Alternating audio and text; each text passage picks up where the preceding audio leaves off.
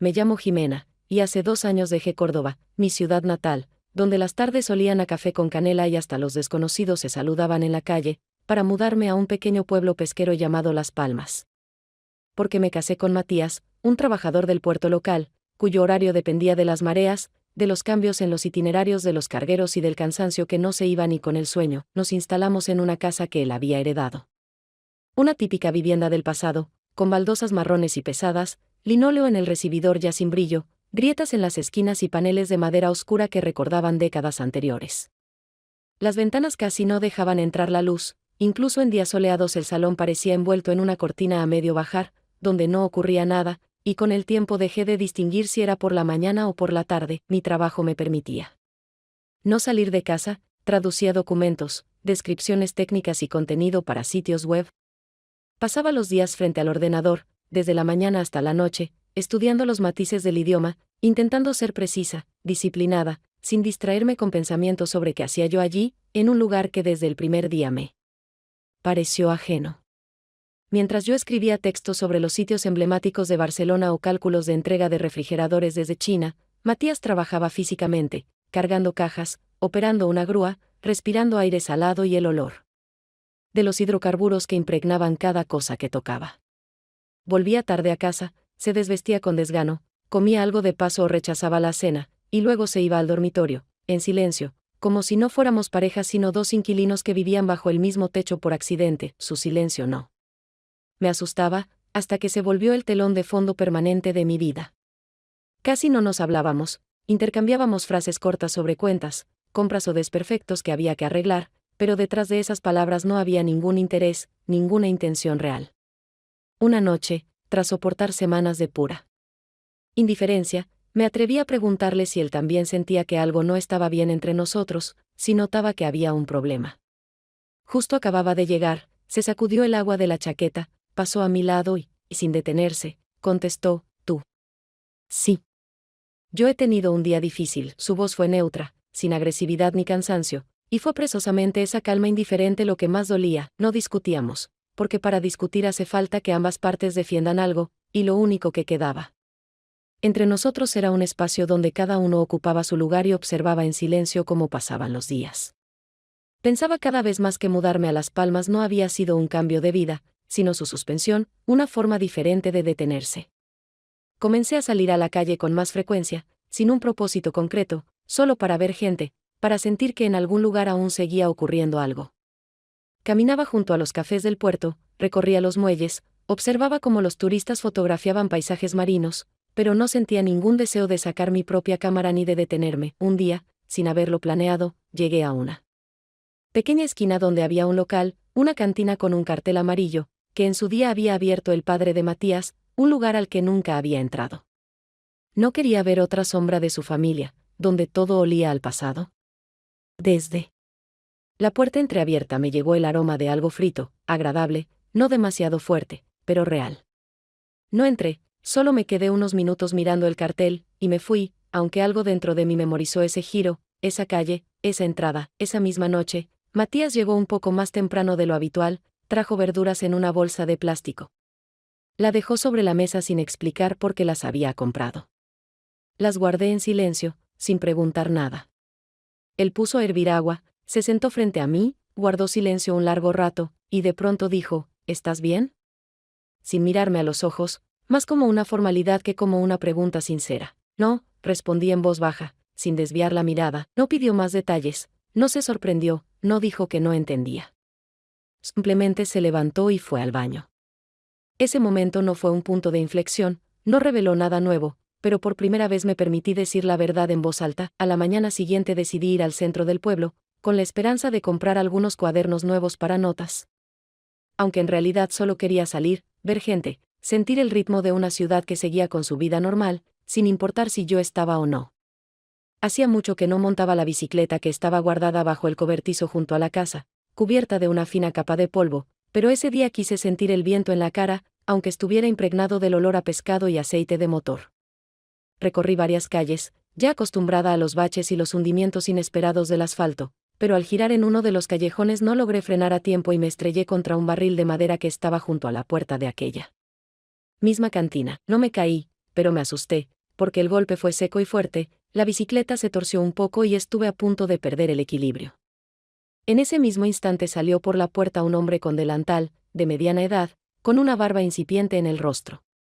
Se secó las manos con un trapo y, al verme, en lugar de reprenderme o mostrarse molesto, sonrió de un modo que parecía genuinamente divertido por la situación. O vienes bajando de la montaña, o conduces como yo de azafata, dijo con esa ironía ligera que indica costumbre de bromear sin herir, pero siempre yendo al grano. Yo, sintiendo cómo se me encendía el rostro, le respondí: la bicicleta no es mi punto fuerte. Se rió brevemente, pero con sinceridad.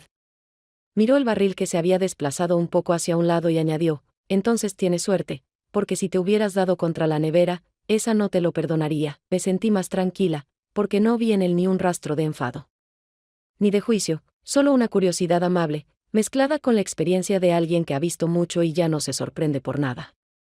Me invitó a pasar, dijo que acababa de preparar té de menta, y que seguramente no me negaría después de semejante test drive. Al principio dudé, no estaba acostumbrada a entrar en lugares ajenos sin razón, pero en ese momento sentí que quería quedarme al menos unos minutos. Porque en esa cantina olía a algo real, no a empanadas congeladas recalentadas, como en los sitios turísticos, sino a platos preparados para uno mismo, con paciencia y entendimiento. Dentro se sentía acogedor, unas pocas mesas con superficies de madera desgastada, manteles manchados de café, una vieja radio en una estantería que reproducía música instrumental a bajo volumen. Nos sentamos cerca de la ventana y él me sirvió una taza de té, sin hacer preguntas innecesarias, sin intentar averiguar de dónde venía o por qué estaba allí. Y eso me gustó, esa falta de curiosidad por los detalles era una forma de respeto. Hablamos de cosas simples, de la bicicleta, de cómo el sol arruina los barriles demasiado rápido, de que su padre había abierto esa cantina antes de que yo naciera, y que él, el hijo, no planeaba continuar el negocio, pero la vida decidió por él. Se llamaba Ernesto, un nombre que sonaba firme y confiable, sin pretensiones. Hablaba sin prisa, sin interrumpir, y cada una de sus respuestas era clara pero no invasiva. Sentí que quería quedarme un poco más. No porque me interesara saber quién era él, ni porque fuera especialmente amable. Solo porque allí se respiraba calma. Sin presión, sin hospitalidad fingida. Un lugar donde no tenía que explicar nada, ni responder a frases vacías. Cuando salí, el día ya comenzaba a inclinarse hacia la tarde. Caminé despacio, llevando la bicicleta al lado, sin apuro. Como si temiera regresar a una casa donde nadie me esperaba y donde hacía tiempo ya no se preparaba té sin motivo. Durante las semanas siguientes, empecé a visitar la cantina con más frecuencia, al principio como si fuera por casualidad, con el pretexto de que pasaba por allí y decidía tomar un té, pero con el tiempo estas visitas se convirtieron casi en una costumbre. Porque era el único lugar donde podía respirar con facilidad, donde no había nada forzado, ni pretencioso, ni aplastante, como en nuestra casa, donde cada movimiento parecía de más y ya no quedaba espacio para ser uno mismo. Ernesto aceptaba mi presencia sin sorpresa ni preguntas, y cada vez me recibía con esa misma calma equilibrada, como si mi presencia no necesitara explicación ni despertara esa resistencia interna que yo venía sintiendo últimamente en todas partes. A veces me ofrecía algo para probar, una sopa de mariscos, pan casero o aperitivos curiosos preparados según recetas locales, y cada vez notaba cómo sus ojos seguían mi reacción con atención, no de forma invasiva, pero sí con interés genuino, como si realmente le importara si distinguía la canela en la salsa o si notaba que el atún era del día. Empecé a ofrecerle mi ayuda, al principio en tono de broma, porque quería hacer algo a cambio, no solo sentarme a beber té, y luego ya en serio comencé a llevar las cuentas, revisar listas de proveedores, incluso contar el cambio cuando él lo pedía, sabiendo que yo trabajaba con números todos los días. En esas tareas me sentía útil, no porque no pudiera realizarme en otro sitio, sino porque allí, en esa cocina sencilla y pequeña, mis acciones tenían sentido, resultado y eco. Hablábamos mucho, no de lo personal, ni de sentimientos o del pasado, porque él nunca hacía preguntas directas, y en eso había un límite que yo respetaba, como se respeta el silencio que llega cuando una conversación se ha agotado. Pero podíamos pasar horas hablando sobre pescado, cómo distinguir el fresco del que ya fue congelado, cómo se almacena mal en los supermercados, cómo detectar la mentira en los menús de los cafés turísticos, donde los precios siempre suenan más sabrosos que el plato en sí. Ernesto sabía hablar con sencillez, pero sus palabras nunca eran vacías, solo hablaba cuando tenía algo que decir, y en cada una de sus frases había más sentido que en muchas de las largas conversaciones que había tenido a lo largo de mi vida con personas que, al parecer, no sabían detenerse. Sabía escuchar, sin interrumpir, sin esperar su turno para responder, y esa costumbre hacía que conversar con él fuera increíblemente fácil, porque sabía que podía decir todo lo que pensaba, sin miedo al juicio, la desconfianza o el sarcasmo. Una vez, cuando volví a casa un poco más tarde de lo habitual, Matías ya estaba en la cocina, sentado a la mesa, mirando su teléfono, y cuando entré, ni siquiera levantó la vista. Dejé la bolsa, me quité la chaqueta, abrí la nevera sin buscar nada en particular, solo ganando tiempo, porque sentía que habría una conversación. ¿Otra vez estuviste allí?, preguntó después de varios minutos de silencio, aún sin apartar los ojos de la pantalla. Ajá. Estoy ayudando un poco, respondí sin intentar esconder nada, aunque no sabía exactamente qué era lo que le interesaba. ¿No te alcanza con la pantalla y los textos?, lanzó rápidamente, con cierta tensión en la voz, aunque sin agresividad directa, más bien con ese tipo de irritación que no sabe cómo expresarse. No respondí enseguida, porque me pareció que ni siquiera esperaba una respuesta, solo quería dejar constancia, cuestionar algo o hacer una nota mental. Su tono no era de celos hacia otro hombre o hacia el lugar, no sentía celos, simplemente no entendía por qué yo pasaba tiempo donde me sentía bien. Y eso era, sin duda, lo que más lo molestaba. Unos días después, cuando Ernesto y yo nos quedamos solos después del almuerzo, estaba ayudando a recoger los utensilios en la cocina, lavando grandes ollas y secando cucharas de madera que aún conservaban el rastro de haber trabajado con salsas espesas. Mientras colocaba en su sitio una lata metálica con especias, un portarretratos delgado cayó de la estantería y se estrelló sobre la mesa, boca arriba, como si hubiera esperado ese momento exacto para ser visto. En la foto había una mujer con un vestido claro, sentada al borde de un muelle de madera. Su cabello suelto le caía sobre los hombros, los pies sumergidos en el agua, y su sonrisa era tan viva que parecía a punto de hablar. Me detuve, levanté con cuidado el marco, pasé el dedo por el cristal como si tocara algo que no me pertenecía. Y me disponía a devolverlo a su sitio sin hacer preguntas, cuando Ernesto, que en ese momento sacaba una bandeja con pan recién hecho, dijo casi en susurro, pero con voz clara: es mi hermana. Desapareció en el mar hace unos años. Nadie sabe exactamente qué pasó.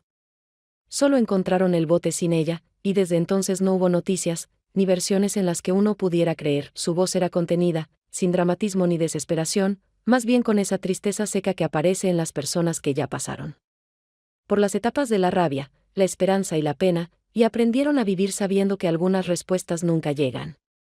Asentí en silencio, sin saber qué decir, y sin intentar inventar nada consolador, porque hay historias que no necesitan una reacción, necesitan silencio, ese que no rompe nada. Un minuto después añadió, con un tono más suave, mirando hacia un rincón: tienes su risa. Y algo en la mirada que no se deja encerrar. Tal vez por eso me resulta fácil estar contigo. No me incomodé, ni lo tomé como un cumplido o una insinuación, porque en sus palabras no había nada que sonara a coqueteo o simpatía disimulada. Era más bien una confesión tranquila, un hecho que no necesitaba desarrollo. Como sucede con algunas personas que de pronto reconocen en alguien desconocido algo propio, no un rostro, no una voz, sino una parte de la memoria que regresa sin previo aviso. No volvimos a hablar de ella, y la foto volvió a ocupar su lugar entre otros objetos de la repisa, junto a una caja de azúcar, facturas viejas y un frasco de pimienta molida. No pregunté cómo se llamaba, cuántos años tenía, si tenía hijos, porque no todas las historias deben desenredarse hasta el final.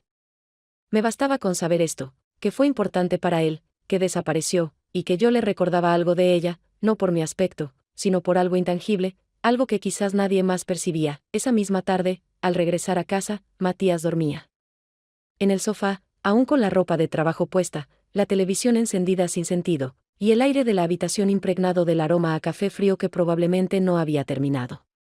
Pasé a su lado sin detenerme, me quité la chaqueta, me senté en la cama y me quedé mirando por la ventana, en la que no había nada, solo el reflejo de la habitación y la lámpara del techo. Me costaba entender exactamente lo que sentía. Pero sabía con certeza que ese momento en la cantina había cambiado algo en mí, aunque todavía no pudiera nombrarlo. No fue el comienzo de nada nuevo, no fue una traición ni una transgresión a los límites que nunca definimos. Fue apenas un nudo entre dos orillas, invisible, firme, imperceptible para los demás, pero uno que ya no podría desatarse con facilidad.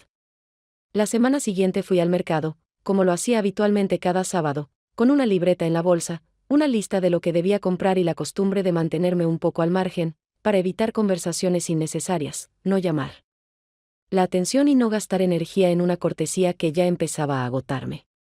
Caminaba entre los puestos, pasando por los vendedores de pescado, hierbas, huevos caseros, y elegía tomates frente a una mujer que ya había visto varias veces, pero con la que nunca había hablado, corte de pelo corto, un delantal demasiado llamativo, una mirada rápida que ya descifraba a una persona antes de que hablara, cuando extendí la mano hacia el canasto con tomates rojos y firmes. Ella me miró por encima del mostrador y, sin cambiar el tono de voz, dijo como al pasar, pero lo suficientemente alto como para que no pareciera casual: ¿y tú qué haces ahí todo el día? Con tu suegro. Su voz era neutra, pero no amable. Tenía ese tono que muchos llaman curiosidad, aunque en realidad ya es juicio.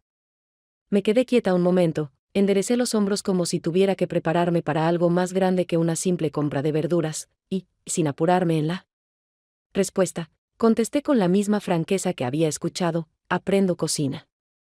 Ayudo, cocino un poco. Ella entornó los ojos, tomó uno de los tomates, lo giró entre sus manos como si evaluara algo, y luego de unos segundos, cuando ya creía que la conversación había terminado, lanzó una frase corta con una sonrisa que no traía nada bueno. Ajá.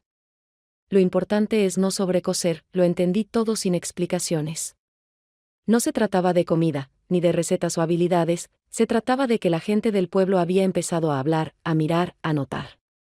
En un lugar pequeño, donde cada movimiento está bajo lupa y toda mujer desconocida en el negocio de otro ya es motivo de charla, lo que ocurría entre Ernesto y yo comenzó a cobrar peso no por lo que hacíamos, sino por lo que ellos se imaginaban. No me justifiqué ni traté de explicar nada. Simplemente pagué por los tomates, tomé la bolsa y seguí caminando, con la cabeza erguida, sin apresurar el paso, aunque por dentro algo se me encogía, no de miedo, sino por saber que aquel espacio silencioso y prudente mío empezaba a ser llevado al juicio público. Todas esas horas en las que ordenaba papeles, cortaba pescado, hervía té, probaba salsas, ayudaba con las cuentas sin cruzar ninguna línea, ahora podían convertirse en argumento para decisiones ajenas, suposiciones, condenas. Esa misma noche, ya en la cocina con Matías, todo por dentro parecía un poco torcido, como si un eje se hubiera desplazado, aunque en apariencia nada hubiese cambiado. Cenábamos casi en silencio, y yo trataba de comer despacio, sin expresar nada, como si mi comportamiento pudiera frenar los cambios que ya se habían puesto en marcha. En el aire flotaba algo, no dicho, pero evidente. No sabía cuánto tiempo más duraría esa frágil posición de equilibrio, ni si yo podría seguir dentro de ella. La noche siguiente, al volver a casa después de haber ayudado a Ernesto a ordenar la despensa, revisar los pedidos para la semana siguiente, por primera vez, haberme atrevido a preparar una salsa por mi cuenta, aunque bajo su tranquila supervisión, noté de inmediato que algo había cambiado en la casa. No por algo dicho o hecho, sino por la manera en que Matías estaba sentado en la cocina, aún con la chaqueta puesta, la que solía quitarse apenas llegaba, con los brazos cruzados, como si contuviera un movimiento que en realidad deseaba hacer. Me quité el abrigo. Fui hasta el fregadero, me lavé las manos sin apurarme, evitando mirarlo, porque ya entendía que esa noche algo sería dicho en voz alta, y no podría evitarse aunque guardara silencio hasta el amanecer. Esperó a que volviera a la mesa. No dijo nada mientras me sentaba, y solo entonces, sin cambiar de postura, sin mirarme siquiera, soltó una frase como un golpe seco, sin intención de abrir diálogo, sin duda ni precaución, sino como un ataque directo, sin posibilidad de preparación: ¿te acuestas con él? No respondí de inmediato, porque esa forma de preguntar no buscaba respuesta, era una acusación que no necesitaba pruebas, y mi silencio fue más por la sorpresa que por culpa. Después de unos segundos, lo miré, sin enojo, sin rabia, con esa franqueza que aparece cuando ya no queda nada por esconder, y pregunté con la misma frialdad: ¿cómo puedes decir eso? Él sonrió, pero no era una sonrisa sarcástica ni molesta, fue un leve movimiento en la comisura de los labios, cargado de decepción acumulada durante semanas, y respondió sin pausa, como si ya lo hubiera decidido todo en su cabeza: parece que me tomas por idiota. Ese momento no fue una discusión en el sentido habitual, nadie alzó la voz, nadie lanzó objetos, nadie salió dando un portazo. Fue una conversación entre dos personas que hace tiempo habían perdido el interés el uno por el otro, y que, por alguna razón, seguían viviendo juntas. Y cuando una de las partes cambia, la otra lo percibe como una amenaza, aunque no entienda del todo por qué. No respondí enseguida. Tragué saliva, esperé unos segundos más y entonces, con voz firme, sin elevar el tono, dije lo que no cabía en su pregunta pero que debía ser el centro de todo: basta. ¿Y tú, cuándo fue la última? ¿Ves que me preguntaste cómo estoy? Mis palabras quedaron suspendidas en el aire, no por inesperadas, sino porque él no tenía nada con que responder. Desvió la mirada, se levantó, caminó hacia la sala donde el televisor seguía encendido sin sonido, y se dejó caer en el sofá, encorvado, como si de repente le hubiera caído encima un peso para el que no estaba preparado. No fui tras él, no continué la conversación, no intenté aclarar nada, porque comprendí que este no era ni el momento ni el lugar donde algo pudiera salvarse.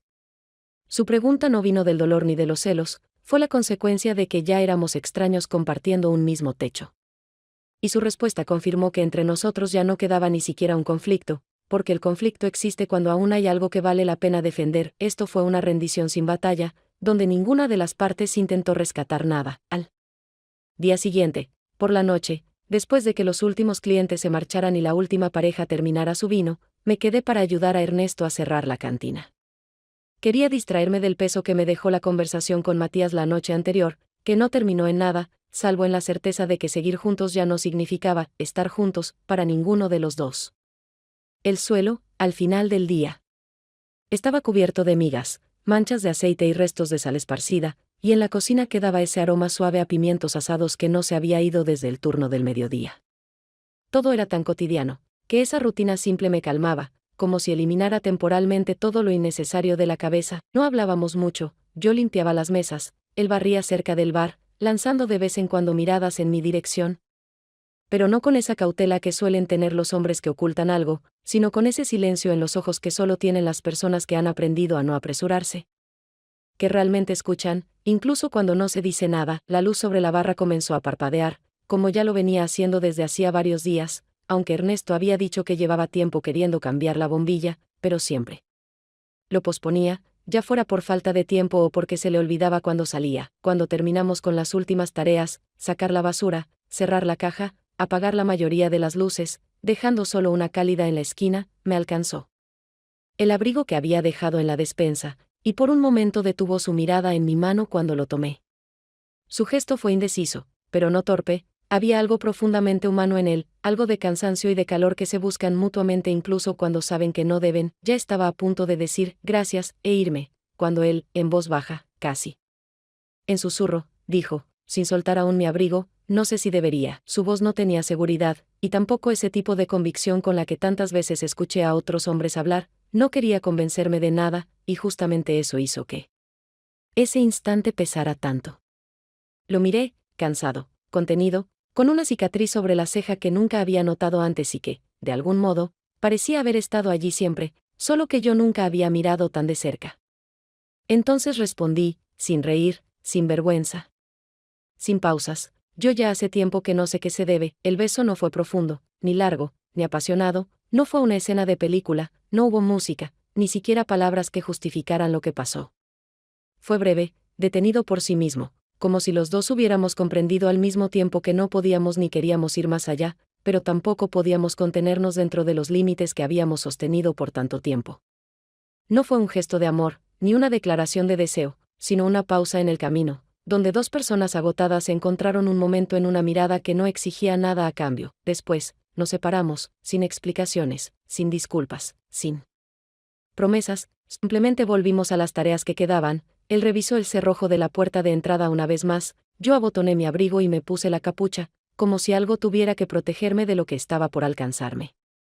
La calle estaba vacía, el viento balanceaba suavemente los carteles plásticos de los kioscos, y mientras caminaba hacia casa, no miré atrás, porque sabía que ese beso no había comenzado nada, pero sí había cerrado algo dentro de mí. A la mañana siguiente, al despertarme más temprano de lo habitual, sentí de inmediato un vacío inquietante en los mensajes. Ningún llamado de Ernesto, ninguna nueva tarea, aunque habíamos acordado revisar los gastos del último mes y, por fin, resolver el tema con ese proveedor que siempre enviaba facturas con unos cuantos euros de diferencia. Esperé una hora, luego otra, y solo después del mediodía, cuando la preocupación se hizo real, decidí llamarlo.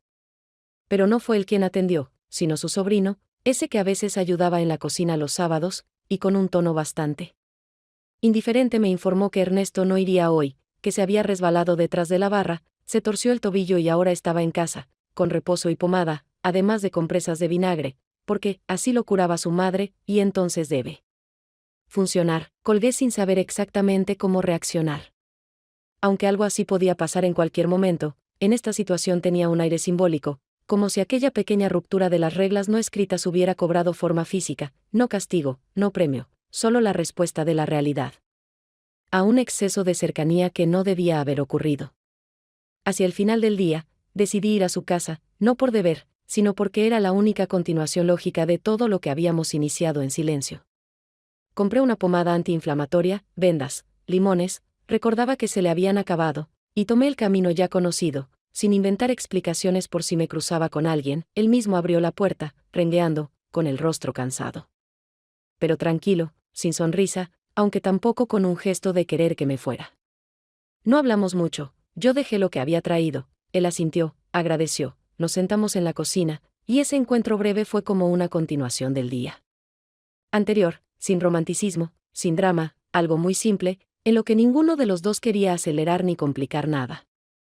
En ese momento, ambos entendíamos que cualquier gesto o palabra de más podría cambiarlo todo, así que respetábamos el silencio entre frases, donde había más sentido que en muchas largas conversaciones sobre relaciones. No me quedé mucho tiempo, dejé la pomada sobre la mesa, le pedí que mantuviera el pie elevado, le recomendé que probara un té con limón, y al salir, noté como una vecina del balcón de enfrente se inclinaba un poco para observar mejor mi silueta, sin disimular su curiosidad.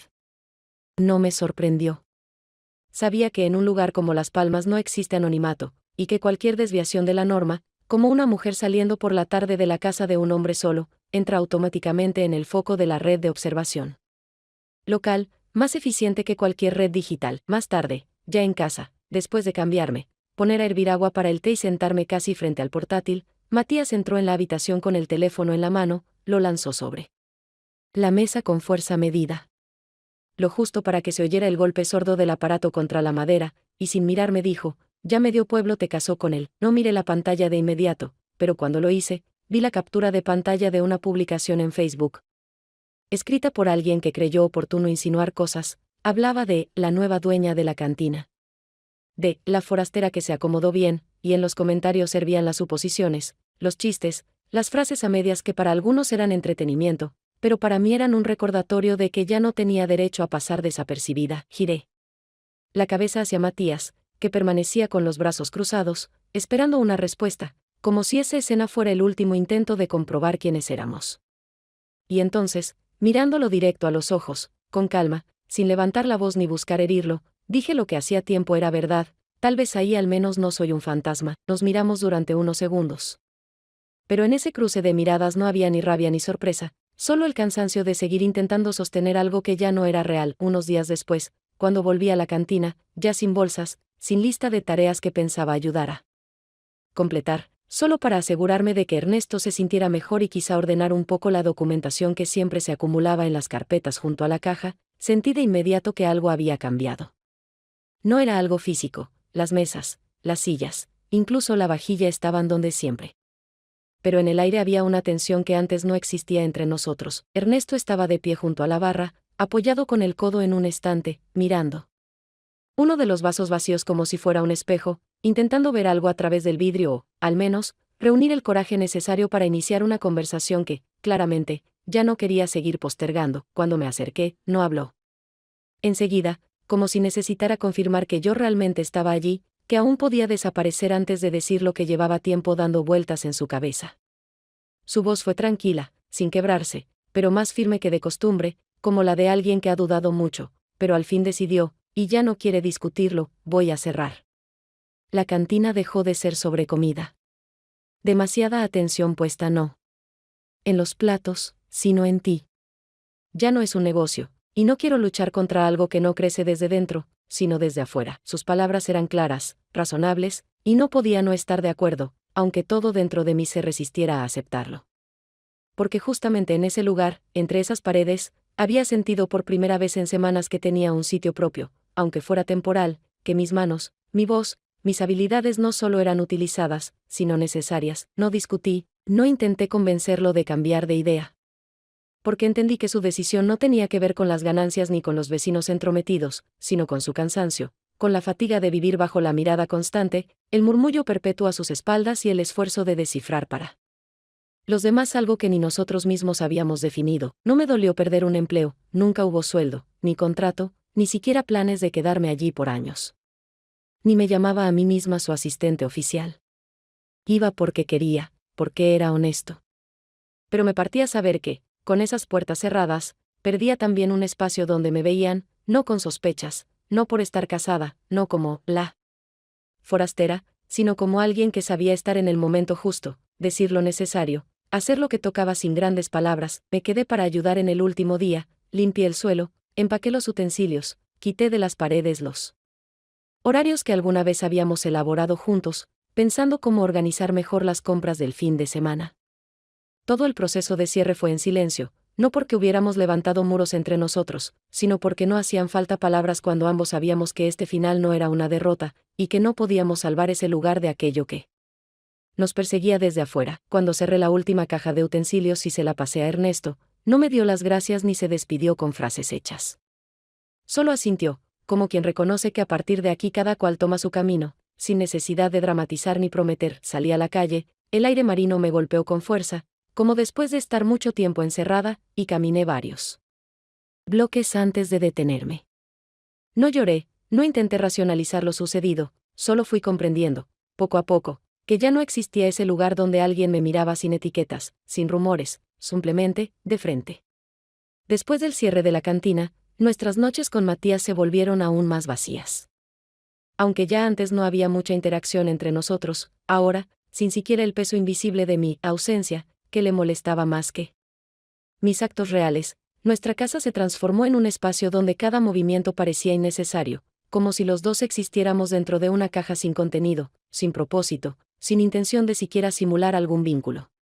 Él seguía volviendo del puerto, usualmente en silencio, se cambiaba de ropa, ponía a hervir agua o recalentaba las sobras del día anterior, se sentaba a la mesa a comer sin mirarme, y luego se iba al salón, donde el televisor funcionaba como ruido de fondo, sin que le interesara realmente lo que mostraba. Yo dejé de preguntarle a qué hora volvería, no esperaba su llamada si se retrasaba, no le preguntaba cómo había sido su día, ni le contaba el mío, porque ambos sabíamos que cualquier intento de conversación sería solo un esfuerzo por fabricar algo que ya no existía. Como si se intentara poner una cortina frente a un derrumbe que ocurrió hace tiempo, pero que ninguno se atrevía a reconocer del todo. Cada día comenzaba igual, me despertaba, preparaba café, revisaba vacantes en línea, leía descripciones de puestos, copiaba contactos, enviaba currículums, aunque en el fondo sabía que el trabajo no era una solución, sino apenas un mecanismo para mantener mi mente en movimiento. Para no dejarme caer del todo, empecé a ordenar cosas casi de forma automática, apartar vajilla vieja, clasificar ropa, tirar lo innecesario, no porque tuviera un plan o un nuevo comienzo en mente, sino porque resultaba más fácil habitar un espacio con menos objetos, menos recuerdos, menos polvo acumulado en la memoria. Ya no buscaba conversaciones, pero tampoco huía de ellas, simplemente había dejado de ver sentido en hablar cuando las palabras no nacen de una necesidad real de ser escuchadas. No sentía ya el impulso de ser comprendida en un lugar donde nadie tenía ya la capacidad de escuchar. A veces me descubría yendo más seguido a la playa, incluso sin planearlo esa mañana, salía de casa sin un destino claro, y mis pies me llevaban allí, al lugar donde podía mirar el mar, sentarme sobre la arena, apoyarme contra una piedra y simplemente estar, sin nombre, sin rol, sin tener que explicar por qué estaba allí o qué sentía.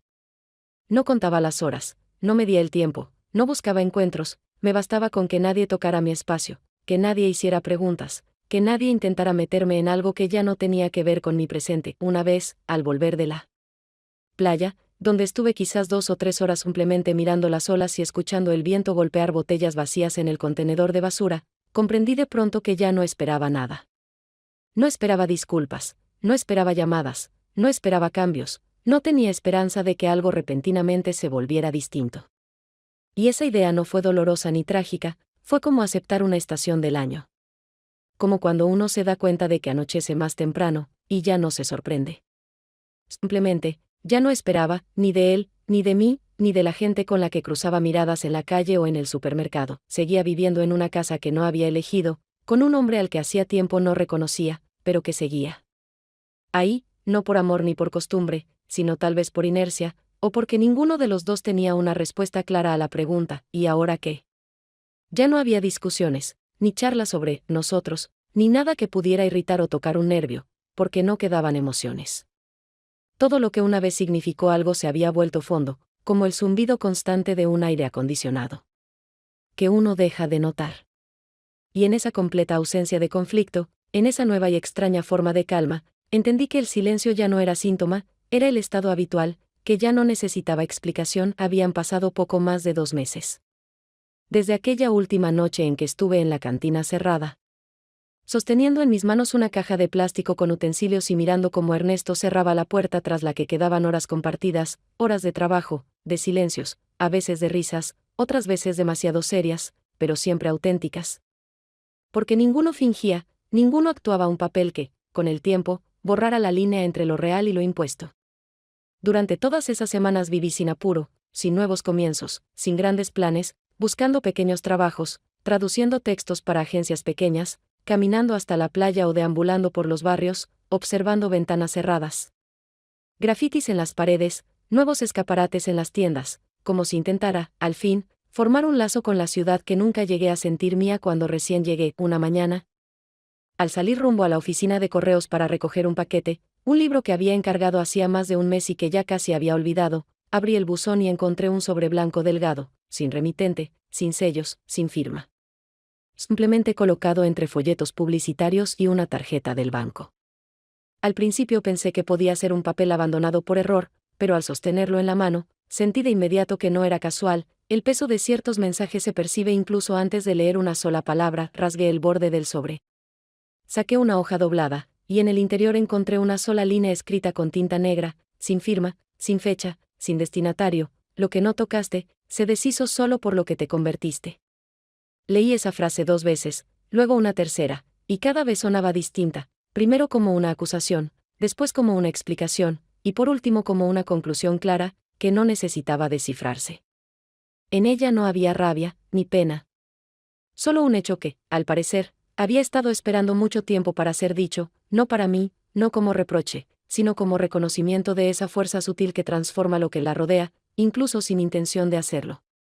Esas palabras no me parecieron ajenas ni forzadas, porque sabía que no eran sacadas de un libro, ni elegidas al azar. Era algo dicho por alguien que había visto el proceso desde dentro, y que no necesitaba saber más para entender lo que pasó. Me quedé en las escaleras frente a la puerta, sosteniendo ese papel que no pedía nada, que no prometía nada, y no sentí deseo de llorar ni de gritar, porque por dentro ya había silencio desde hacía mucho, y cualquier reacción parecía innecesaria. Doblé la hoja con cuidado, la guardé en el bolsillo de la chaqueta donde solía llevar monedas o llaves, y seguí caminando por la calle, sin pensamientos profundos, sin determinación de cambiar nada, solo con esa calma interior que llega cuando ya no se necesitan preguntas, porque la respuesta ya ha sido dada. En el camino entré a una tienda pequeña donde vendían pan, granos, aceite y sal en frascos de vidrio. Sin esperar una señal del cuerpo ni pensar en el menú de la cena, elegí justamente esas 2 cosas: pan, fresco, aún tibio, y un pequeño paquete de sal. No era por hambre, ni por cocinar, fue un gesto, como todo lo que había sido mi vida. Últimamente, nada grande, nada llamativo, pero exacto. Porque sin sal, el pan sería solo una masa blanda, un trozo sin sabor. Y por primera vez en mucho tiempo, comprendí con claridad: a veces basta solo una gota de algo amargo para que todo lo demás cobre sentido.